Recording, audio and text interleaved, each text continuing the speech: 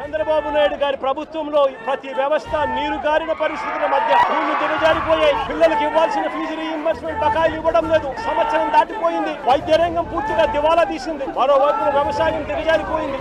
మరోవైపున law and order పూర్తిగా గాలికి ఎగిరిపోయిన పరిస్థితులు. వీటి అన్నిటి మధ్య మా ప్రభుత్వం గతంలో అమలు చేస్తా ఉన్న పథకాలన్నీ రద్దు చేశారు. మరోవైపున వీళ్ళు చేస్తాము అని మాట ఇచ్చిన సూపర్ 6లు సూపర్ 7లు గాలి కొదిలేశారు. 143 హామీలు మేనిఫెస్టోలో ఏదైతే చెప్పారో వాటిని పట్టించుకున్న పాపాన పోలేదు వీళ్ళంతా. అందుకనే ఇలాంటి పాలనకు వ్యతిరేకంగా రేపు రాష్ట్ర వ్యాప్తంగా కూడా వెన్నుపోటు దినంగా ప్రకటించి రాష్ట్ర వ్యాప్తంగా ప్రతి నియోజకవర్గంలోనూ ఈ ప్రభుత్వానికి వ్యతిరేకంగా రాష్ట్ర ప్రజలందరినీ కూడా గలం విప్పమని చెప్పి పిలుపునిస్తా ఉన్నాను. మరొక్కసారి ఇలాంటి ప్రభుత్వం కొనసాగడం ఏ ఒక్కరికి కూడా మంచిది కాదు.